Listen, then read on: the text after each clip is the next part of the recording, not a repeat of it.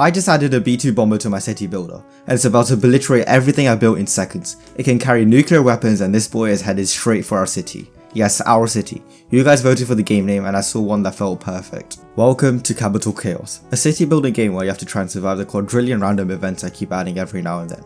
Like and subscribe to join the dozens of people who've decided to join my journey already. I spent last week adding a bomber, these nukes, flooding houses and a main menu that doesn't look like a school PowerPoint. How does the nuke work though? Firstly, it literally destroys everything in 6 grid radius around it, and then sets everything in 25 grid radius on fire. That doesn't sound like much until you realize that this is 201 tiles wiped from existence and almost 2,000 tiles lit on fire. And at a spawning rate of 2 seconds, if that was fully populated, it will take almost an hour to repopulate. This B2 bomber is now added to this event called the military invasion, which does exactly what it says. It spawns in up to 8 attack helicopters, all of which shoot missiles and try to destroy as much as they can, with a B2 bomber on its way to seal the deal. Of course, this makes the game a little unbalanced, especially late game, so I had to counterbalance it. Someone gave the suggestion of adding anti-air tanks, which I might implement, but let me know if any better military countermeasures as we literally only have turrets, and they don't do nothing against these warheads. I added a flash flood, and this is a natural disaster that, well, floods the entire map. For this, I added a plane that rises up to look like water is flowing in, and I also created this pretty convincing water shader with probably the worst shader code ever written in humanity's existence. The flood, it isn't purely cosmetic, as it stops any services from working, which can be brutal depending on your luck. There is a plus side to this though, as it extinguishes every single fire, and adds this to the political question system, so that there's a chance you can do it intentionally. It also prevents any fires from occurring, and the flood itself doesn't last very long, so it's generally manageable.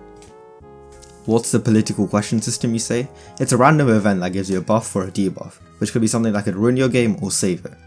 After watching the city get absolutely fried, I realized there's something more depressing. The main menu.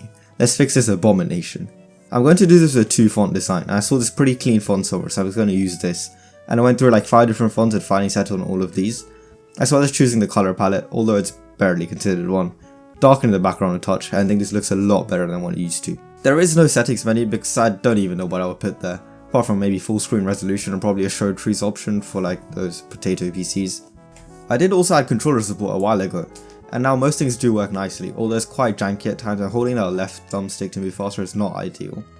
Why am I adding controller support? 100 subscribers and I'll reveal all my plans. I need more ideas for less threatening issues, similar to the flood we have currently. One community suggestion was for weather disasters. Comment all your ideas or what you think as I read through every single one. I really like the idea of season based colors as well. I think it would look really pretty, but I just need to figure out how I would do that. And by the way, as for the 67 subscriber promise on remodeling the turret, I'll do that later. I'll remodel a new military defense system based on your ideas. Also, we completely destroyed that number. We're on 77 right now and we're so close to 100, which is actually insane because we're literally on 30 subscribers not even a month ago.